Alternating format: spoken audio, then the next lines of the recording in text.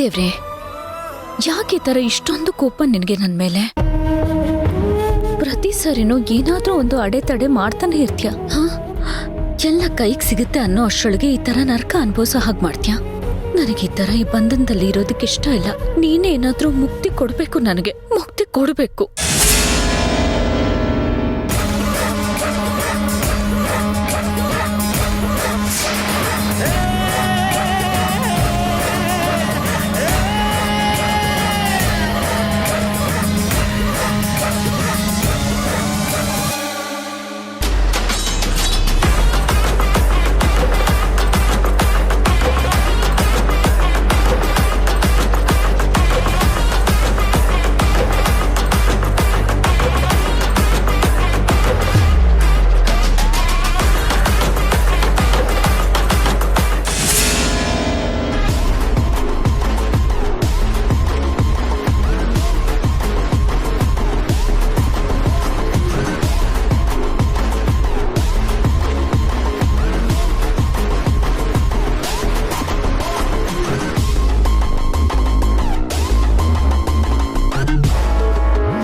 ನೋಡು, ನೀನು ಹುಷಾರಾಗಿ ನೋಡ್ಕೋಬೇಕಾಗಿರೋದು ಇವಳನ್ನೇ.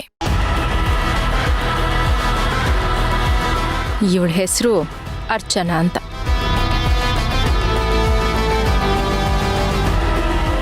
ಅರ್ಚನಾ, ಇನ್ನು ಮುಂದೆ ನೀನು ಪೂರ್ತಿಯಾಗಿ ಹುಷಾರಾಗೋವರೆಗೂ ಈ ನರ್ಸೆ ನೀನು ನೋಡ್ಕೊಳ್ಳೋದು. ಇವಳ ಹೆಸರು ಮಂತ್ರ ಅಂತ.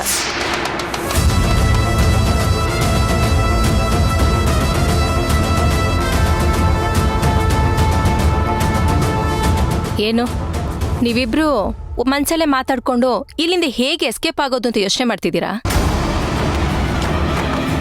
ಏಯ್, ಅಂತ ಕೆಲಸ ಏನಾದರೂ ಮಾಡಿದ್ರೆ ನಿನ್ನ ಇಡೀ ಫ್ಯಾಮಿಲಿ ನನ್ನ ಕೈಯಲ್ಲಿದೆ. ಎಲ್ರೂ ಮುಗಿಸ್ಬಿಡ್ತೀನಿ, ಹುಷಾರ್. ಅಯ್ಯಯ್ಯೋ ಬೇಡ ಮೇಡಮ್,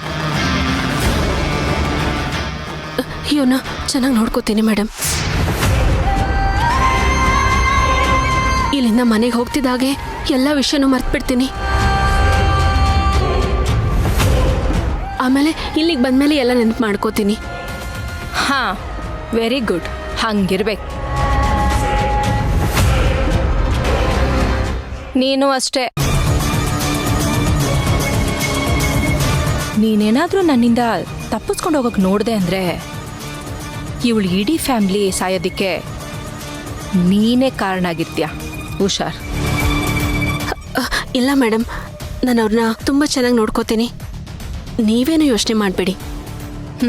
ಸರಿಯಾಗಿ ನೋಡ್ಕೋಬೇಕು, ಹುಷಾರು. ಟೈಮ್ಗೆ ಡಾಕ್ಟ್ರು ಕೊಟ್ಟಿರೋ ಮೆಡಿಸಿನ್ನ ಇವಳಿಗೆ ಕೊಡ್ತಾ ಬರಬೇಕು. ನೋಡು, ನೀನು ಅಷ್ಟೇ ಈ ನರ್ಸ್ ಮಾತನ್ನ ಕೇಳಬೇಕು. ಒಂದು ಇಂಪಾರ್ಟೆಂಟ್ ವಿಷಯ ನೆನ್ಪಿಟ್ಕೋ. ಇವಳನ್ನ ಕಳಿಸಿರೋದು ಶಾಂತಿನೇ.